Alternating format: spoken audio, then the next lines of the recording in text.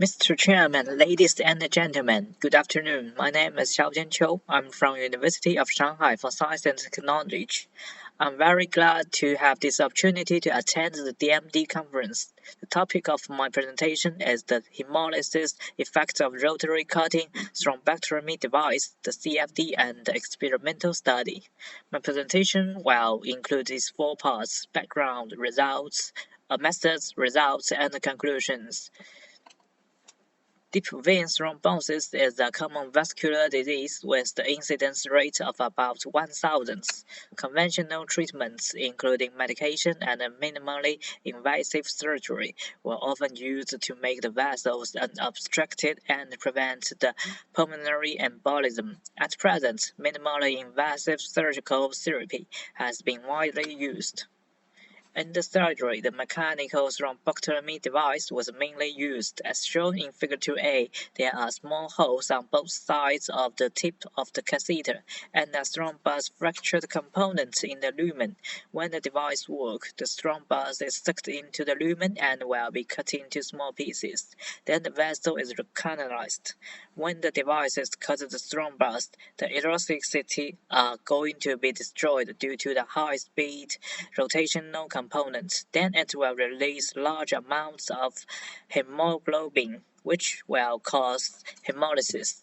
The purpose of this paper is to study the influence between the rotary speed and the time of thrombus-fractured component and the erythrocyte destruction degree.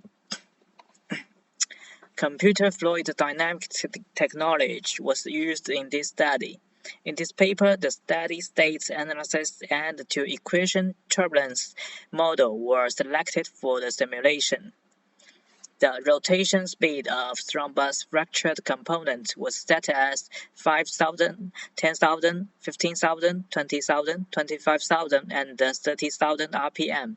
In addition to the CFD simulation experiments, we also carried out the bench tests. The materials required for the tests are distilled water, 0.9% saline solution, and fresh porcine, venous blood. Group A to F was set as the different rotation speed with 1 minute. Group G to J was set as the different rotation time. Each group were tested 3 times. Previous studies shows that the number of erythrocytes markedly reduced when the shear strain rate is greater than 400 per second in the flow field, which means that erythrocyte was damaged when the shear strain rate exceeds the threshold. So in the CFD results, the hemolysis rate can be obtained by calculating the proportion of the number of nodes with shear rates greater than 400. In the bench test, an ultraviolet spectral photometer was used to measure the absorbance, and the hemolysis rate was calculated.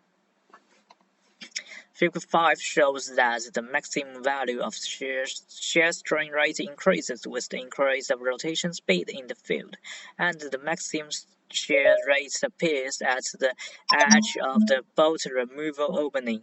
Flow velocity decreases sharply when it flows to the edge of catheter holes, which brings the large velocity differences. Figure 6 shows the curve of hemolysis rates in different rotation speed for 2 kinds of results. We found that the 2 results are consistent, which proved the ability of CFD method. In test 2, the hemolysis rate curve measured from group G to group J as shown in figure 7. The results show that the hemolysis rate increases with the increase of work duration time at different rotation speeds, and there is a sharper increase of hemolysis rate in high rotation speed than the low one.